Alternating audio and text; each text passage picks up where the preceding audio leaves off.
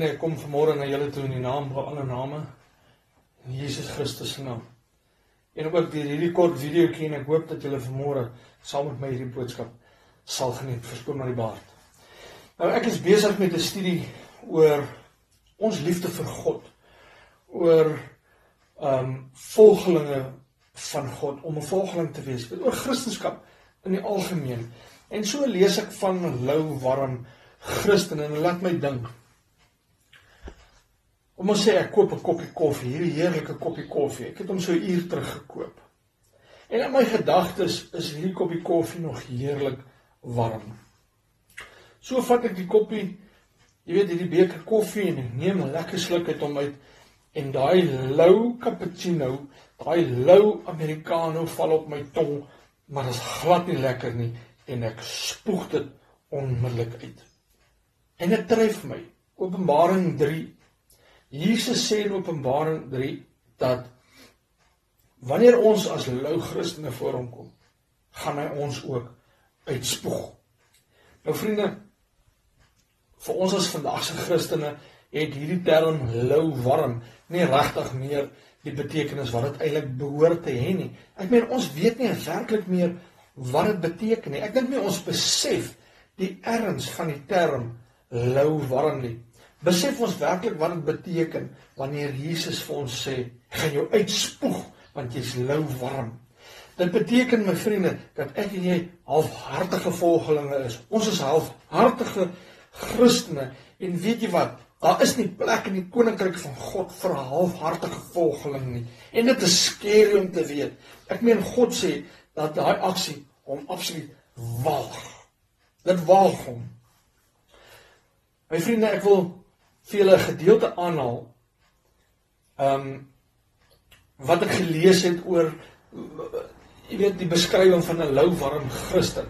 Maar voordat ek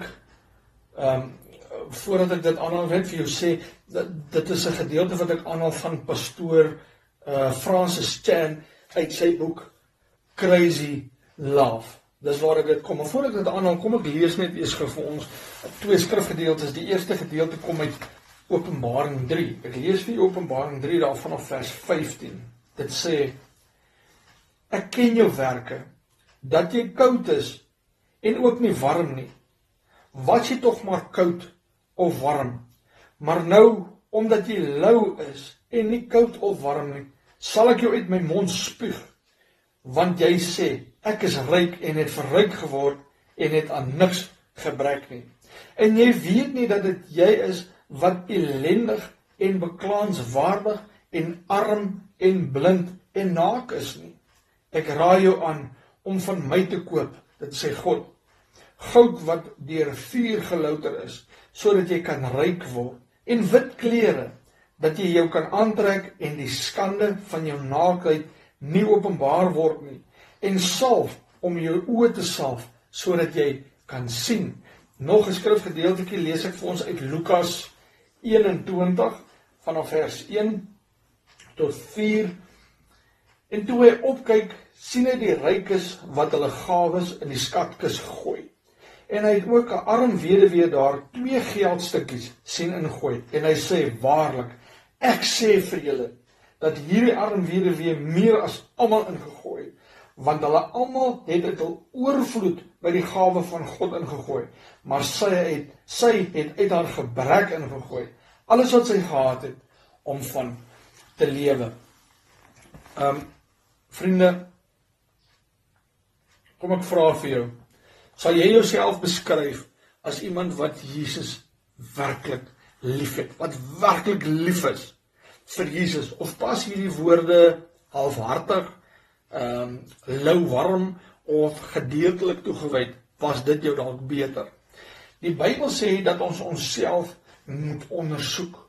So nou gaan ek vir jou 'n beskrywing gee van wat pastoor Francis Chan sê, dit beskryf my die beste, wat hy sê 'n louwarm persoon is. En ek wil jou aanraai, my vriend, dat jy dan nou hierdie voorbeelde sal gebruik om binne in jouself te kyk, jy weet, en dit in jou lewe toe te pas en te kyk, is jou lewe reg? Hoe leef jy. Nou ek gaan met jou deel 10 kort gedagtes of 10 kort kenmerke van die profiel van 'n lou warm persoon. Nommer 1. Jy weet, hierdie persoon gaan min of meer gereeld kerk toe. Dit is wat hulle dink 'n goeie Christen behoort te doen, of wat van 'n goeie Christen verwag word. So, hulle gaan maar kerk toe net omdat dit van hom verwag word. En nie omdat hy werklik waar wil, of 'n passie het vir God nie.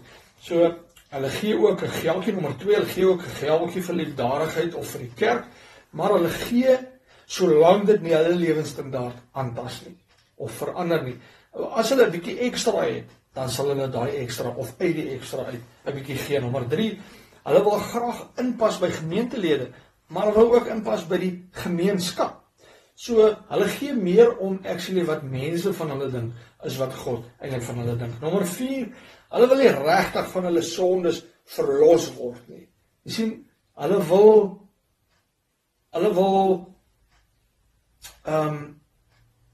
nie die straf vir sonde hê nie. Hulle wil nie gestraf word vir hulle sondes nie. Maar hulle wil nie werklik waar afwyk van die lekker dinge van hierdie wêreld nie. Nommer 5, hulle voel geraak deur mense wat radikaal vir God is, maar hulle wil nie dieselfde doen nie. Want jy sien, lou warm mense dink dat die woord radikaal is 'n woord wat Jesus gebruik net om sy disippels te beskryf. Nommer 6, hulle deel selde hulle geloof met hulle bure, of met kollegas of met vriende. Hulle praat nie regtig oor hulle geloof nie. Hoekom nie? Want jy sien, hulle wil nie hulle wil nie verwerp word nie, want ek weet, kom ons face dit, vandag as jy oor jou geloof praat, dan is mense geneig om jou te verwerp, vandag se dae, né? En jy weet, hulle wil ook nie graag mense laat sleg voel, ander mense laat sleg voel, of laat ongemaklik voel. So hulle praat eerder nie daaroor, of hulle praat baie min daaroor. Nommer 7, hulle meet hulle moraliteit, of hulle goedheid, aan wêreldse standaarde. Met ander woorde, jy weet, hulle voel nie regtig sleg nie, want hulle doen beter as die slegte mens op straat. En dis heeltemal 'n verkeerde siening, jy weet, hulle voel goed, omdat hulle nie so sleg is, soos jy op straat, tussen hakies, noem ek dit. Hulle dink te veel van hulle self.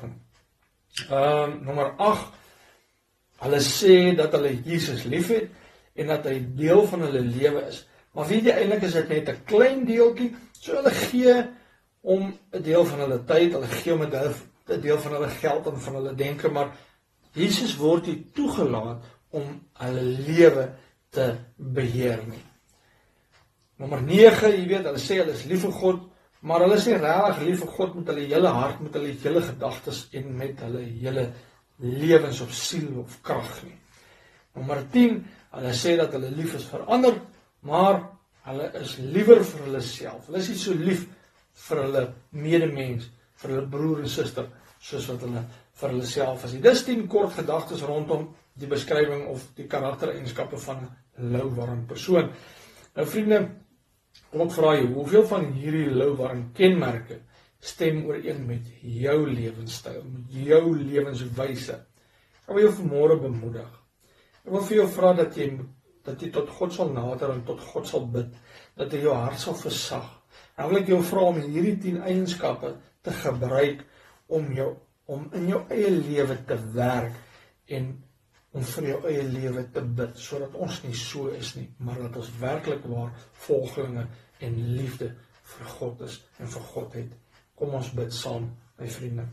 Hemelse Vader, baie, baie dankie Here, dat ons vanmôre U troon kan nader. Here, in nederigheid kom ons voor U in die naam van Jesus Christus en ons vra Here dat hierdie kenmerke, Vader, openbaar dit in my lewe en wys vir my watter van hulle, Here, tans in my lewe van toepassing is. En help my dan, Here, deur U woord, deur U Gees, Here, help my om nie so te wees nie, maar om, Vader, 'n ware volgeling, nie 'n lou warm volgeling nie, Here, maar 'n ware volgeling van U te wees, Here, omdat ek U werklik waar liefhet. En ek dank U daarvoor in Jesus se kosbare naam. Dankie, Here.